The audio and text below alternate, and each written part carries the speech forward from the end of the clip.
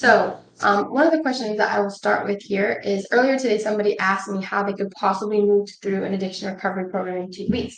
They moved into an addiction recovery program, and somebody was like, "Hey, I can be your sponsor. Let's do it in 2 weeks." And she was like, "What are you talking about? You can't do this in 2 weeks. That's not a thing." And so I explained to her, though, I was like, "Well, if you look at addiction recovery, it comes in two phases. So, one is, so I'll use an analogy here of a hoarder. So if you had a friend who was a hoarder and you wanted to do an intervention, the first thing you would do is you would run to that house and you would show up with a big box of black trash bags and you would start gathering the garbage and throwing it out so that you could clean that house. You do a good deep cleaning. Once the house was clean, though, you would have to then transition into having the hoarder come back and live there. Now, the hoarder is the one who made the mess in the first place. So, in order for the hoarder to still be able to live there in a mess-free environment, the hoarder would have to develop the skill of daily pickup.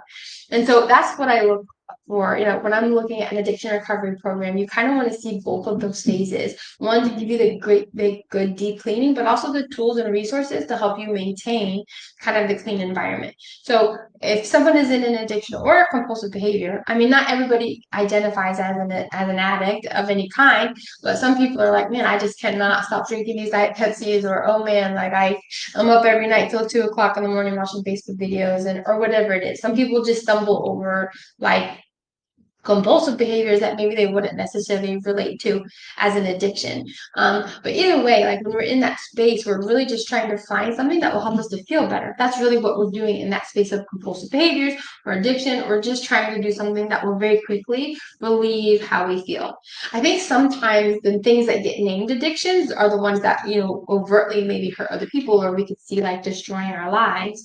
But some of the other things and other practices or compulsive behaviors in our life that also can be very self-destructive to us. Maybe we won't necessarily look at that and call it an addiction, but I think the result is the same. We find ourselves in a place where like we're trying not to do something, or we find ourselves doing something that we meant to not do. And so going back to the analogy of the hoarder, trying to keep that clean house after you've done some deep cleaning, it really just takes like a daily practice of a daily practice of being able to like figure out what is it that sends us into our addiction and to keep that clean house. So for an addict, or like I said, or somebody who's struggling with other compulsive behaviors, what's happening is they're in a place of really extreme emotional discomfort and they're trying to find something that's going to give them relief very quickly. And so the hoarder analogy, that's kind of like household garbage. But for us, what we're looking at is a heart of life that has been filled with pain. Because over the course of our life, we have pain come in. I mean, we have traumatic events, we have, people who betray us, we have disappointments, things that don't go our way, other tragedies, and the pain of that just kind of builds up and builds up until we're looking for relief.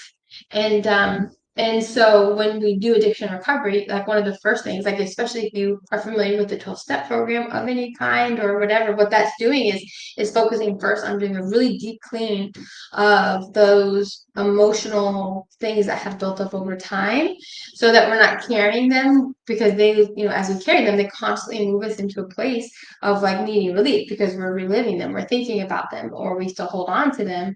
And so we try to get rid of those, but then also we try to live free of those. So when you look back over your life, you'll recognize very quickly places where you have been upset and angry and resentful or hurt, or maybe times that you've hurt other people, and so you feel guilty or whatever it is. But also, like, we can deal with those things from our past, but we still have to figure out, how do we deal with them as they come up in our daily life? How do we deal with them as they're going to come up in our daily life? And so we can do the work to release those and to ask God to remove that pain from our life. But we also have to learn how to use God in real time to remove that pain in real time. As we move into a space where we feel ourselves getting resentful or feel ourselves moving into a place of chronic worry or fear, we have to recognize like what's happening and be able to invite God into that space with us and ask Him to remove it from us now, so that it's not something we're going to carry and react to over and over and over again. So, yeah. So that is how, like, if somebody was trying to do an addiction recovery program quickly, yeah, addiction recovery will take time. But if you move into a place where you're starting to do the first part, like you can do the deep cleaning pretty quick. And then yeah, the other part, the daily pickup, that will be maintenance over time and can take a while. And you don't ever really stop because like I said, even once you move through this and you realize like, oh, I have figured out how to institute this in a way that keeps me free from moving into cravings and urges because I know how to live in a place of relief. So maybe you'll be in a place where you're not dealing with your addiction anymore. You'll still have to navigate pain on a daily basis just by virtue of being human. But you can move through that first phase pretty quickly. That first deep clean, you can move that pretty quickly. And then yeah, just maintain the daily practice of keeping things clean. So that was the first question. Somebody has said that to me earlier today. So I will just that. Any other things that you think kind of come up uh, when you think of addiction recovery or anything like that maybe we could post to? Because I know right now we're having a technical difficulty. I'm not sure a lot of people will be able to come on. Oh, Wendy, I see that you're on. If you can, I am doing a live. I'm not sure if you can hear me very good.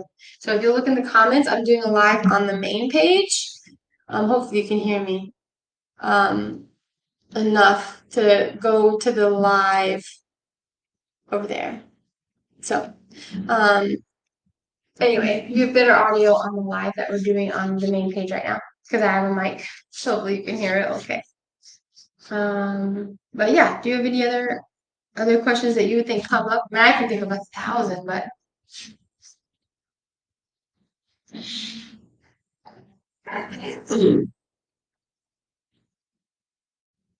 I think one thing I would say, like when you're moving into a place where you're trying to manage addiction recovery or anything like that. One thing that's really helpful, she was trying to get on. That's okay. You can tell her that we're on the other page. Um, is that like I hope that more than anything, I kind of want to just give hope that it's something that can be managed and overcome very peacefully. A lot of times we get into this funk where we think that trying to get out of a compulsive behavior or an addiction for us or for even a family member, that we think it takes like a bunch of white knuckling and suffering to try to do it, like to just basically learn how to do something you don't want to do for the rest of your life. And I know that was my understanding. Like when I was first introduced to the whole idea of addiction recovery, especially with using the 12 steps, I thought because I was taught and told that in order to be successful, I had to first figure out how to wrestle my addiction into submission enough that it would leave room for my higher power to come in and help me continue to wrestle it. Like I thought that the best that addiction recovery could do for me, I thought the best that God could do for me would be to make me willing and able to wrestle my addiction for the rest of my life, to whiten up on my way through cravings and urges that might happen. And so, because I believed that, I would try to start the addiction recovery process. And the beginning phase, like I was saying, that analogy of the hoarder, when you're doing that deep cleaning of a lot of the emotions and pain that you've been carrying, that can be really triggering. If you understand that what we're doing is we're looking for emotional relief, it can be really triggering to bring all of that up. And it will send us, easily into that place where like we just need relief. And early on in your addiction recovery, you have probably not yet learned how to use your higher power and how to use God to comfort you in that space. And so early on, you might be able to wrestle your way through that, and try to whiten up your way through that part of the process. But for me, over and over again, I was in a pattern where I would get to that place where I was trying to do that deep emotional cleaning, and I would feel so triggered because I kind of was reliving those things. I was remembering them like, oh man, yeah, I am. I'm mad at this person and that person, and this happened to me, and that situation was abusive, and all of these things. And as I relived them, I mean, it was very painful. And so I got to a place where I was triggered and I needed relief, and I didn't know how to use God for that relief yet, not the way that I do now. And so I unfortunately would go back into using my addiction in that space and be like, well, I guess I failed. I have to start over again because I couldn't do it because I always understood it to be like first you wrestle your addiction into submission, then you can move into these other things that will help you win the wrestle forever, but it will always be this wrestling match. And so for me, I got to a point where I tried and tried and failed, finally hit like a really serious rock bottom. I was like suicidal. And so I was like, you know what? I'm just going to try to do these steps, try to move through this process of addiction recovery and whatever's happening with the food. Like even if I find myself plunging my way, elbows deep into donuts, I'm just going to keep doing the things that the program outlines to do. None of them, by the way, say to stop your addiction, and so I was like, I'm just going to keep going through the checklist no matter what. And I did. And as I did that, as I continued to move through it, like the rest of the steps, the later part of the program really taught me how to use the power of God to neutralize those big feelings that were sending me into my cravings in the first place. And I didn't understand that in the beginning. I mean, nobody was there around to like really explain that to me. And now, like, when I'm helping people, when I'm teaching people, man, I start with like, okay, first you have to understand like what's happening is there are these emotional triggers that are sending you into the food. Like it's not the pull of your addiction. You're not running into your addiction or other compulsive behavior because it's that amazing. You're not being pulled into it. You're running away. You're being pushed away by pain in your life. So you're not running, you're not being pulled into your addiction.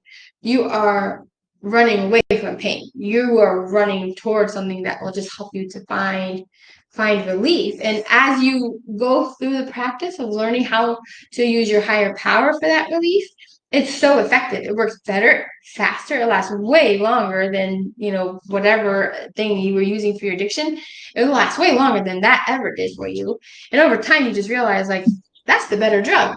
And for me, because I never figured out how to wrestle my addiction out of my life, I never was able to build that dam against it. What ended up happening was a lot of times I literally was like doing both side by side. I was struggling with my addiction, but then I would, in the same night maybe, because mine was food, I was compulsively overeating, I was binging and using food to just totally numb myself out. I mean, I was eating myself to death. And just because it was such an insatiable appetite, because I was going to food and trying to demand for it to do something that it couldn't do. Like it couldn't satisfy me spiritually or emotionally. And so it created like this insatiable appetite. And so, yeah, I feel distracted. I feel like there's something you're waiting to tell me. So there's a couple questions that came through from people who sent them in, so maybe we could respond to those. So there was a question that came in. What can we do when we're feeling impatient for results or even gaining weight? Yay, that's a really great question. What can we do when we're feeling impatient for results or even like if we're in a place of gaining weight? So, and so if you're in a food addiction like I was, that's going to be something that relates to you. So I'll answer those in two parts. But either way, when you're in this place, I call it the gap. And I remember that place so well. Like when I first started to really dial in these experiences and really begin to understand how to use these tools in real time to neutralize cravings, that was amazing. And I saw in real time each day, like I'm triggered and now I feel better and I'm not craving my addiction and not moving into it. But I still was living with the results of what I had done to my body and to my life for the previous 2 decades. And so my ability to live in my present time and figure out my pain in present time was great, but I still had this mountain of fallout from having abused my body and appetite for years and years and years. And so for me, I was over 300 pounds. And so in your addiction, maybe it looks like something else, maybe damaged relationships or career or whatever. But for me, I had all these other things. And so I call that place the gap. And I will tell you that it helped a lot for me to recognize this is probably the turning point for me, especially because like cover your ears, husband. There's a boy I was waiting on. I was like, I'll get so skinny and he'll love me back. But I was like, I was so anxious, and every single day I was doing the math, like, oh, if I keep doing this, how fast can I lose weight? What would the results be? And I was obsessing. So whereas before I was obsessing over food, now I was obsessing over like, how fast can this program work for me? How fast can I transform my life? How fast will it be before I can like have all these things catch up to me? And so, and it was exhausting. And so I'll tell you two things that really helped me so much. One was to recognize the damage that would be done if I continue to obsess. Obsessing is never good. Never, ever, ever, ever. So just identify that you're obsessing and apply the same tools to unravel that obsession. Service is a really, really great way to get out of that, because when you're obsessing over anything, you're moving into very selfish thinking. And I'm not saying that in a mean way. I'm just saying you're consumed with thoughts of yourself and your life and the effects of things you're doing or not doing. And so we just need to move out of that place. And that gives us relief. So as we find opportunities to serve, that helps to direct our mind and our thoughts and our energy into, broadcasting out instead of being consumed with what's going on inside. And that brings a lot of relief.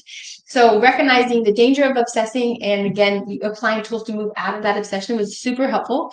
But the thing that really, really turned the tide for me and made the difference was when I realized this was a few months in, I had been losing about 5 pounds a month. I mean, I was totally neutral towards my addiction, did not crave it, did not want it. But there was that gap where I was waiting for time to close the gap between here I am, there I'm going, now I need for time to catch me up, to my new life or whatever. I realized that before, when I was in my addiction, all of the things that happened, and I'll use my weight gain as a specific example. I gained so much weight. I was over 300 pounds, and that happened as a absolute natural byproduct of eating how, when, and whatever I wanted. And how, when, and whatever I wanted was completely governed by my emotional state. And so I didn't gain that weight on purpose. It was a pound here, 2 pounds there. And that was my experience. I'm like, well, it's just a pound. It's just a pound. It's just a couple pounds, just a whatever, all the way up until there I was over 300 pounds. And so here I was now, and this is what really helped me to change my perspective, is realizing that it's going to be fine. It's going to work out because right now I'm losing weight. My life is healing. Relationships are healing. My mindsets are healing. My relationship with God was healing. All of those things were healing as a natural byproduct of eating how, when, and what I wanted. Like I said, for me, my addiction was food, but whatever it is, like my relationships with all those things were changing. And just like my life had slowly gotten out of control, as a natural byproduct of what I was feeling inside, I saw my life totally healing as a natural byproduct of what was going on inside. And now that thing that happened in between, that miracle was God and being able to understand how to invite him into my life one moment, one conversation at a time, to help to heal what was happening inside of me.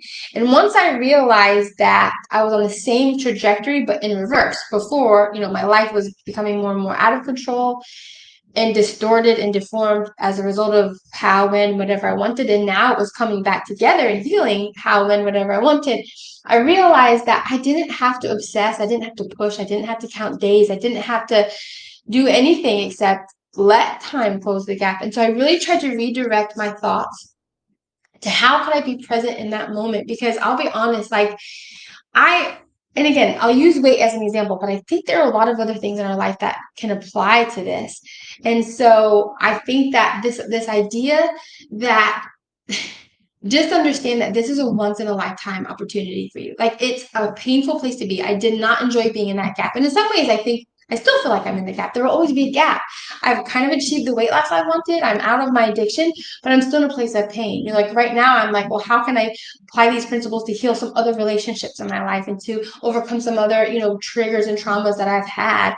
And so I think there's still that gap of wanting me to close the gap and catch up where I want to be. And so for me, especially as I was moving to that place of weight loss, I really wanted to be present in that experience, knowing I'll never have this again. I will never have the opportunity to know, like, I'll never lose this much weight again. I never will.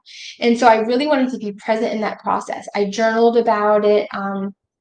I just wanted to take note of the little victories, those kinds of things to understand that I was on a journey that was a finite number of days. And as much as I was in a hurry to get to the other side of that, I really wanted to learn how to be present in it. Even though I was anxious to be on the other side and to celebrate all the things and the blessings that I felt like were waiting for me, I wanted to be very mindful of what is it like to have my life healing in real time. Because as I was more aware of that, first of all, I could be more grateful for the small movements that were happening every day. And the other thing I think is that it made me more mindful of the changes that were like the little shifts that were happening, which was beautiful because I could duplicate those. Like if somebody wants to ask me how to lose 100 pounds, that's a long story. If you want to ask me how do you stop craving a donut today, or how do you stop, craving your addiction this day, this moment, in these 10 minutes, I can give you that. I can give you that. And so the gap is big and the gap is small. And I think sometimes we look at this gap of trying to close of weight loss or whatever it is, but then we also have this gap of understanding the gap we're in moment by moment, which is, well, right now I'm obsessing. How do I close that gap between right now I'm obsessing? I'm obsessing about this bigger gap, but we find ourselves also in a gap. How do I close this gap between obsession and peace? How do I close this gap of I'm upset and peace, angry and peace, fearful and peace? And so it's really important to just try to bring our focus back to what's happening presently in this moment, and that's helpful. But still, I just want to validate the difficulty of being in that space. I remember it, and I was antsy, and I tried very hard to be present, and I cried a lot anyway. Like I was still antsy and frustrated and impatient, but the frustration and impatience did zero things to make it go faster, zero. And so just recognizing the fruitlessness of being frustrated and impatient and obsessive helped me to focus more fully on things that could be more fruitful and productive during that time. We also have another question. Yeah. What can we do if we're afraid we'll pass on our addiction to our kids, either by example or biologically? Yes, that's such a great question. What can we do if we're afraid we're going to pass on our addiction? I lived with that. And again, I think that's one of those things where we find ourselves, even when we are healing and we look around at the wreckage that we have caused. If you have a warm, intimate relationship with God, with your higher power, and you recognize his ability to rescue you because you believe it or because you've experienced it, that will bring so much relief to help you understand that he has that same power to do that for those you love. Now, I will give you a couple specific illustrations of this. But first of all, I want to break this down to help you understand. First of all, I understand that fear 100%, especially before I had recovered and I saw how my practices were being adopted by my son. And that terrified me, not only because he was a kid who I wanted to eat healthy and have a better relationship with food, but also because I could see how that would be a domino effect of maybe other addictions later in his life. And so, that worried me so much. So first of all, I think it's important to recognize that you're holding on to a fear, and that fear can trigger your appetite. And so try to give that to God for sure. But also I would say that just as a simple practice, so when you're talking about with your children, one thing I started to do with my son was because I found myself wanting to police what he's eating. And I used to, honestly. I used to, and because I'm still unraveling this practice. Right now, today, I still feel a lot of anxiety. We're in a blended family, and I have historically eaten very different than him. When we first started dating, I was like, we gotta talk about this food thing. There's some differences like between our homes. And you were like, so are there things that we eat sometimes that you guys don't? I'm like, yeah, everything. Like there's nothing, no crossover. And so that was really hard for me because even though I was in a place of food addiction and binging like on sweets and stuff, I had very high ideals, had very high nutritional ideals.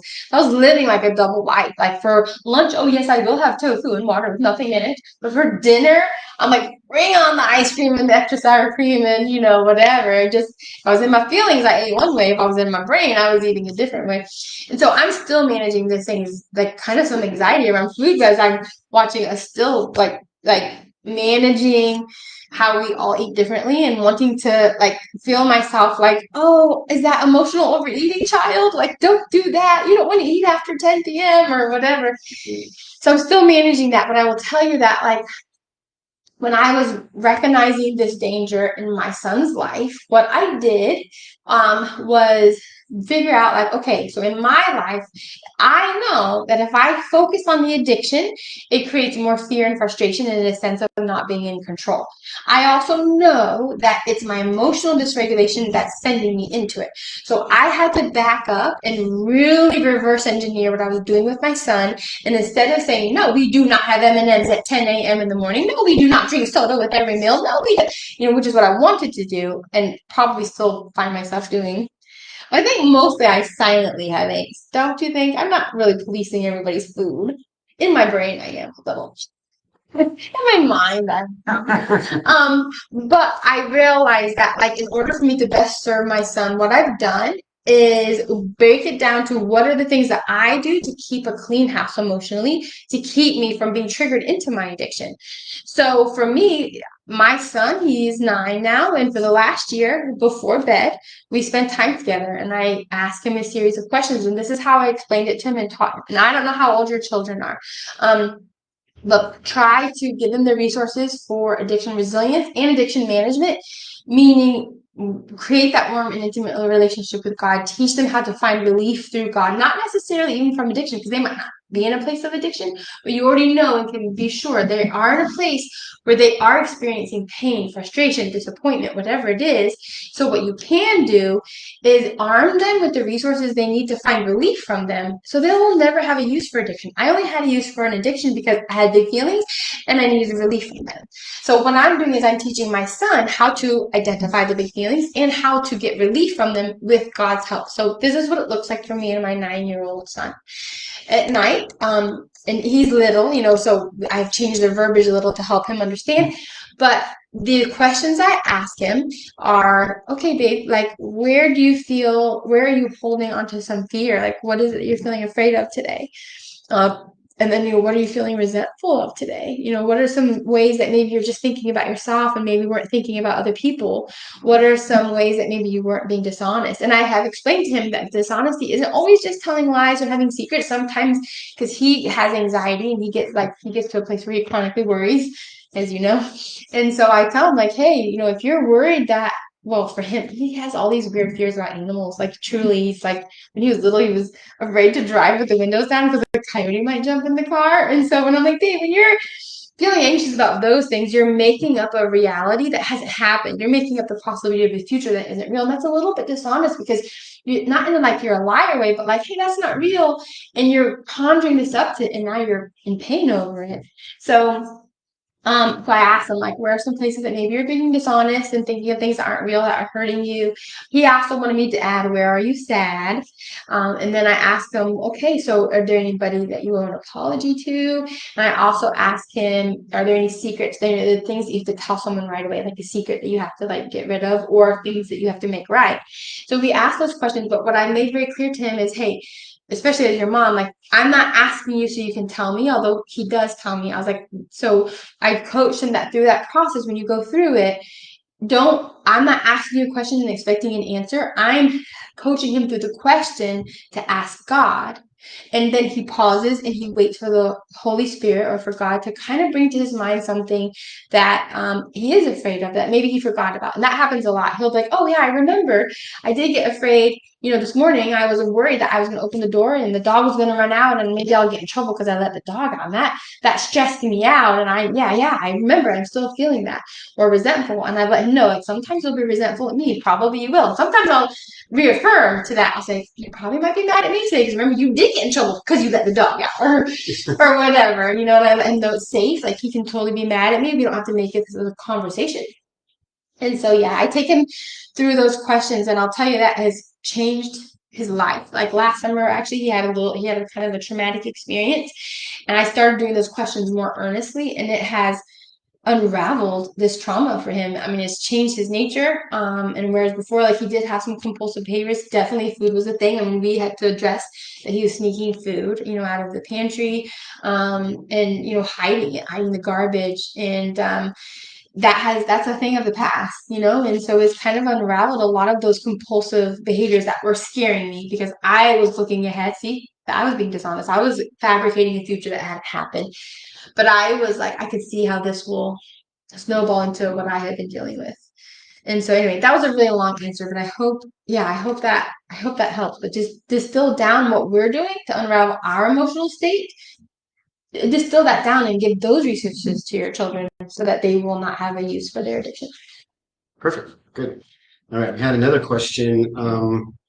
Sometimes I found that I binge simply because it tastes so good. Yeah. Now I know this isn't the usual problem, but sometimes if I self-evaluate, self-reflect, it does seem to center around something simply tasting delicious. Absolutely.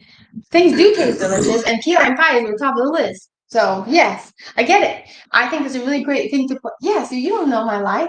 And we have different taste buds. But that's fine because I can get a key lime pie and offer it to every person in the house. So I know I've checked the box of being generous. And I still get the benefit of having it all to myself. It's amazing. I love getting key lime pie. Um, yes. So I will say there are a few things going on. So I will just say here, like with the food thing with cravings, especially because, coming from this place of like food addiction for me, overeating addiction. Um, I remember the experiences I would have eating an entire tub of ice cream. Bear claw with ribbons of caramel and chocolate covered cashews, delicious. Um, but it would taste good even though it hurt. It hurt my body to eat so much, and it would taste delicious. And I would eat it until I was sick, and then maybe not finish the carton then. I'd be too overstuffed. I'd put it in the freezer, and I would wait until I had digested just enough that I knew it would taste good again. And I'd take it back out of the freezer, and as long as it tastes good, I would keep eating it. And so I will just tell you and reassure you that that feeling, it truly goes away because I'll give you a comparison here. That experience of overeating ice cream, it did taste good. It did taste good. It did taste good. But what was also happening was that my body was getting fuller and fuller. My belly was expanding more and more. I was getting more and more uncomfortable. But the taste in my mouth made me able to ignore the other things that were happening. It made me able to not think about how I was going to feel in the morning or whatever. But the reason why was because that taste masked so many of the other emotions that I was eating over. And so food tastes good, sugar tastes good. So now I will compare that experience of the ice cream to a key lime pie experience. This was kind of fresh on the heels of my recovery from my food addiction. I got to a place where I was really food neutral. It was earlier that year, and here I was. It was May. It was Mother's Day. I was a single mom at the time. Not anymore, but I was then. And so I was like, no one else is buying key lime pie for me, so I'm gonna just buy it myself. So I did. I was a big giant key lime pie and I offered it to all of the nobody in my house and thought, oh, I guess I just have to eat it myself. Now my son likes key lime pie. And then I was like, it's Mother's Day, I'm getting this pie and I'm gonna have a big old piece. So I did. I cut a big old piece of key lime pie. I put it on my plate. It was delicious and it was perfect. And about halfway through, my body was like, I'm done. And I looked at the rest of that pie and I'm like, I don't want it anymore. It's still delicious, but I'm full. I do not want it. And I put the rest of that piece of pie back in the pie dish. And my son and I ate on that pie for the rest of the week. It lasted a week. And now, whereas before I would have bought that pie, definitely gone within 24 hours. Probably after bedtime that night, it would have been gone. Because I would just scarf the whole thing. But I was just in a place now where I didn't need key lime pie to be anything more than key lime pie. I wasn't using it to self-medicate a feeling. I wasn't using it to comfort trauma. I just wanted key lime pie and I ate it because it tasted good. And then my body, as it got satiated, it just flipped the switch to like, that's enough. And I'm like, that's enough. And I put it away. So when you find yourself in that place where you're eating and eating because it tastes good, yes, but don't be deceived.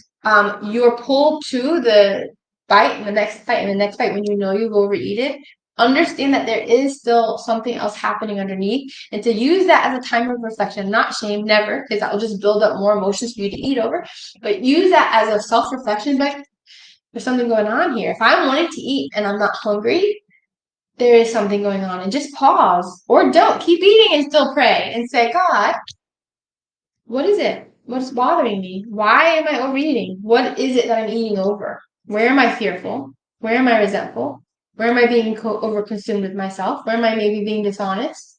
Do I owe an apology to anybody? Like, go through that inventory in real time. Ask the Holy Spirit, and God will reveal to your mind, oh, yeah, you're afraid. That happened to me. I'll use this. I'll say this quickly. I lied. I said I would be succinct. No, I won't. But I will tell this story. Some of you may have already heard this story. But like 2 years ago, again, I was kind of fresh out of recovery. I'd been in a place for months where I was feeling food neutral. I used to love like ice cream Snickers bars. I mean, I ate them all the time. They tasted good and they were creamy and the peanuts and the caramel, delicious. And I would go every single time I went to Dollar General, I would get one. And I found a lot of reasons to go to Dollar General every week so I could get ice cream Snickers. And that was my jam, ice cream Snickers, man. But then I realized as I was recovering and becoming food neutral, and I lost my interest, completely lost my interest in using food that way. I realized that some of the foods that I thought I had loved really were just foods that I loved the way they made me feel. They did taste good, but ultimately I was drawn to them because I'm like, they changed the way I feel super, super fast. And I lost interest in a lot of them. One of them was an ice cream Snickers. I didn't write it down on the list and I was like, ice cream Snickers trips me up. I'm not eating that again. No, I just realized, like, isn't that funny that I don't really want ice cream Snickers anymore? I realized, I guess I was just using it as a binge food to help change the way I was feeling. So fast forward several months, I was driving. I was an hour away from home, driving my son back from a day camp. And on the way home, after not having Snickers for months, just because I hadn't thought about it, didn't care, I thought I should stop in at a Dollar General and get an ice cream Snickers.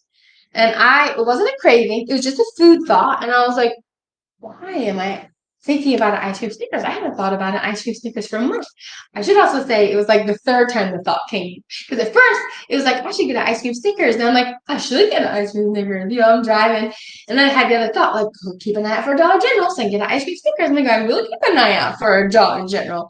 But then it came that third time, I was like, hang on a minute. Like, this is a trick. Why am I craving? Why am I wanting an ice cream Snickers? I haven't eaten those in months. There must be something going on. And for me, in my program, at the time, I was doing the 12 steps of addiction recovery. And I live in that place where I try to just keep a clean house emotionally.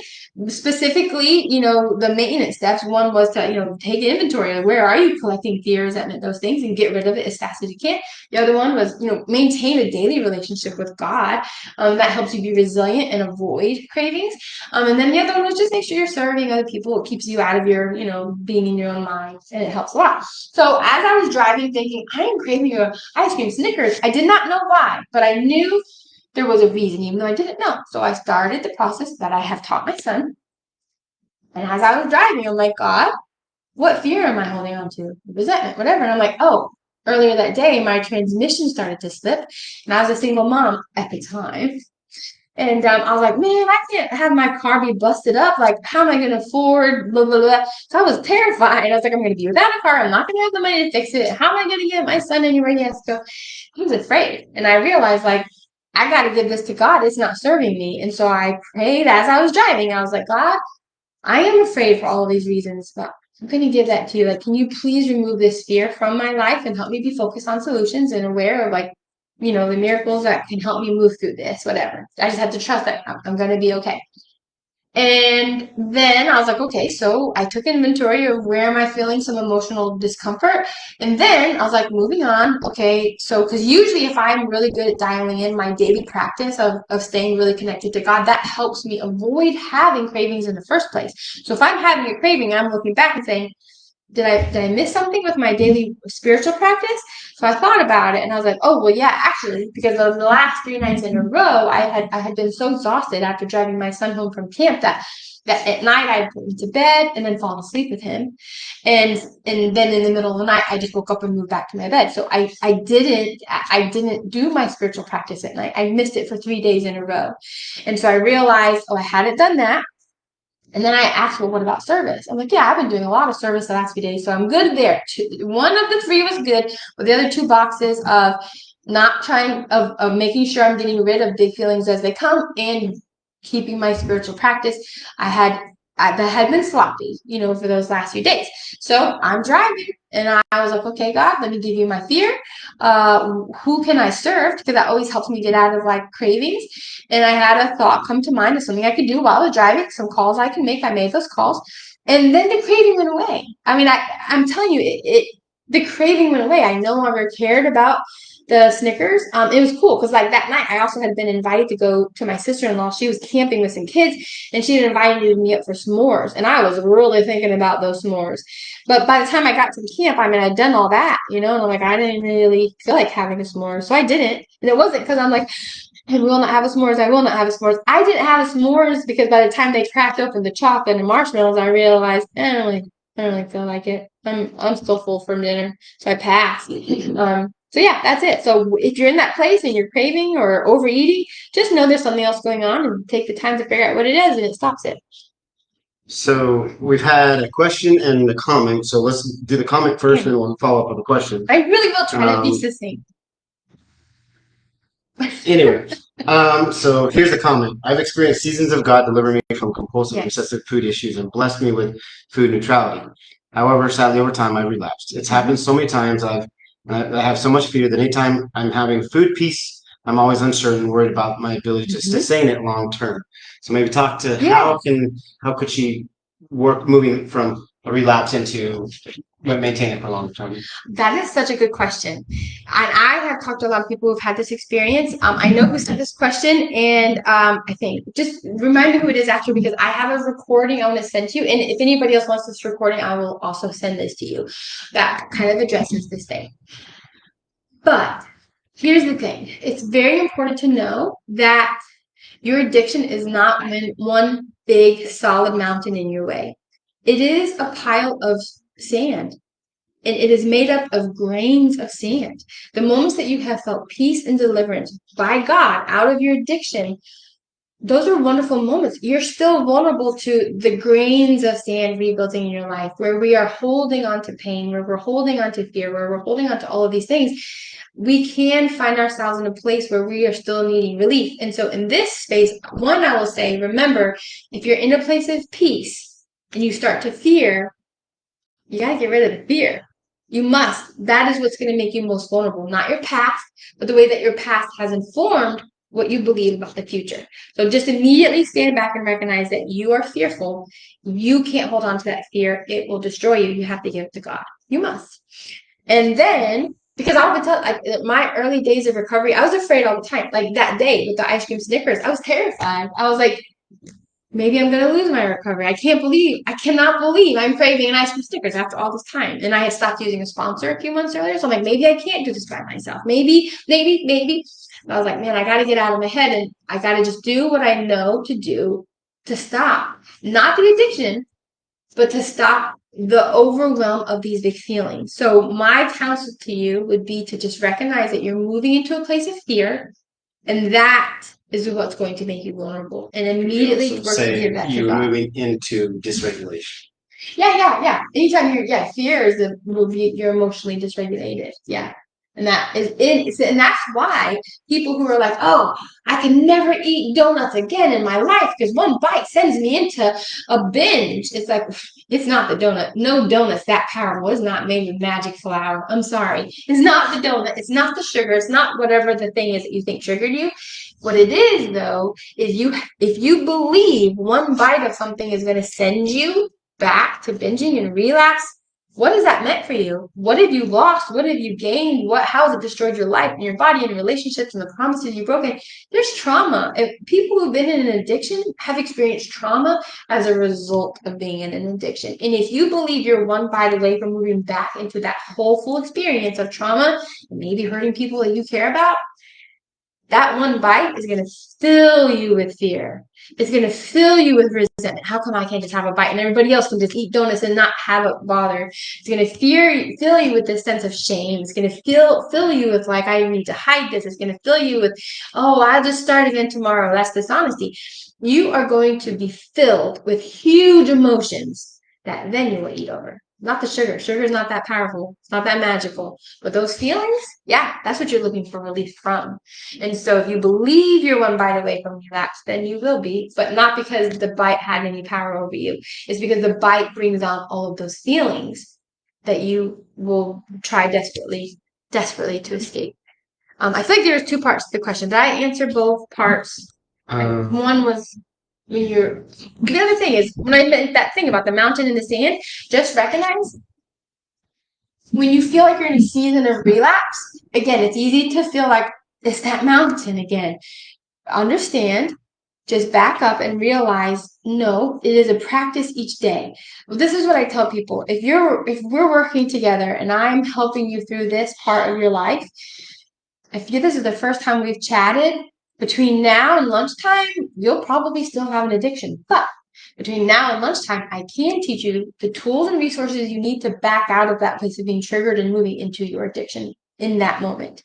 Once you have that experience of I'm triggered, I'm wanting to go into my addiction, or for me, hey, I feel like I need that ice cream Snickers, and then moving to this process of prayer and inviting God into that space and really experiencing the miracle, the literal miracle of like 2 minutes ago, I was obsessed with ice cream Snickers.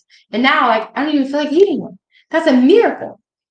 knowing, having that experience and knowing I can apply it again and again and again and again, it's really awesome. And that's all it is. With that place that you're in, it's not I'm in a season of relapse. You're in a season of skepticism. You're in a season of believing that he's not going to do it for you today. He did it for you yesterday, but not today. Especially now that you're back in your addiction, why would he bother saving you again? No. I don't know if you're a Christian, if you watch The Chosen. There's this episode I love where one of his disciples goes back to some old behaviors, you know, the episode. And when she comes back, Jesus is like, I asked for your heart. I know the rest of you will take some time to catch up. And the Lord does recognize that. I mean, God does recognize that. And I think for me, like, I know at this point in my recovery, no matter what's happening, I am one prayer and one miracle away, not from the relief of addiction, a season, a mountain, but the things that move me into my addiction day by day, moment by moment. If I'm feeling emotionally dysregulated, if I'm fearful of anything, if I'm resentful of anyone, if I'm consumed with self because I'm obsessing over anything, and it might just be like, I don't want a storm to come because it's going to ruin my flowers. Whatever the obsession is, I know that I am one prayer away from being able to ask for God's help and relief and Him giving it to me. It will happen. And so I think it's just a matter of backing out and trusting that you are not in a season of relapse. You're in a season of skepticism. And the best thing you can do is immediately begin to apply the principles each day that will remind you that these miracles are within your grasp right now. I think also talking to the long-term aspect of it, as you apply the steps, being able to identify when you're dysregulated. The quicker you can identify when you're feeling fear, resentment, dishonesty, or what's the other one? Selfishness. If you can identify those, the quicker you can identify them, the quicker you can start moving into taking care of them, getting rid of them. Like she identified this, the Snickers was due to the fear of the car. And so the quicker, right now you're probably like this, and the better you are to close that gap so that when you start thinking whatever your addiction is, if it's Snickers or whatever, that pops in your mind going, okay, I want the Snickers. Why? Why do I want Snickers? Oh, it's because of the fear that I was feeling earlier about the car. So long term, it comes down to applying the steps over and over, daily. You get rid of your baggage, and then each day you go, okay, do I need anything? Is anything popped up? Do I have a fear? Do I have a fear? Do I have resentment? Do I have anything today that I need to let go of? Yeah. And that helps through the long term, and that doesn't allow it to build up so that you're going, okay, which one is it? If you have like 5 things and you're like, okay, well, which one is really driving me back to my addiction and wanting me to do the relapse? Yeah, probably all 5. If you're holding anything that hurts, get rid of all of them. That's so much better. That's how I explain it to my son, is what we're doing with the questions I ask him every night. I'm like, yeah, we want our heart to always be filled with the very best feelings, happiness, peace, joy. We want to feel safe. That's how we want to feel all the time. So let's do this to get rid of all the things that come into our heart that aren't the things, so we can keep it open for that. Well, I do want to say that if you are in a place where you can hear what I'm saying right now, and you're like, okay, next time I'm triggered, I'll think that. Next time you're triggered, you might think it, and then you still might be like, gobble, gobble. And I had a season of like, I really just want to eat this. So there's something else going on. Gobble, gobble, gobble, gobble. And then I'm like, well, I missed my opportunity to do it different maybe next time. I will tell you, you have not missed your opportunity. Whatever it is you're holding that's sending you into your addiction, if you move into your addiction, it is not too late to have that conversation after. So let's say you move into your addiction and then you come out of your food coma or your high or whatever it is, then and you're calmer than you were before, whatever. That's still a good time to be like, why did I do that? Where was I fearful? Where was I resentful? It's not too late to deconstruct it. The difference only will be like whatever it is you're holding, it's the difference between it sending you into one binge or like 50. Like if you can stop the other 49, great, that's awesome. Doesn't matter. God will help you before, during, or after your binge. Just as soon as you call on him, that's all he's asking for. He'll still show up for you. You can't disqualify yourself from his promise that he'll show up, even if your belly's full. So that conversation, actually leads really well into the question that came in. So, could you share more about the two-way prayer and how to do it? Thank you for asking that question. Yes, I will. And I have a video about the two-way prayer if anybody wants that. Comment below or message me privately. I will be happy to send that to you. It's a practice that will help you do it. So the two-way prayer, to me, is basically it's a conversation that I have with God. And so I'll tell you what it looks like, and then I'll tell you kind of a script for it. But first and foremost, understand that your relationship with God might be different than mine. If you find yourself moving into the two-way prayer as I'm about to describe it to you and you don't feel anything different, that's fine. Try it a different way.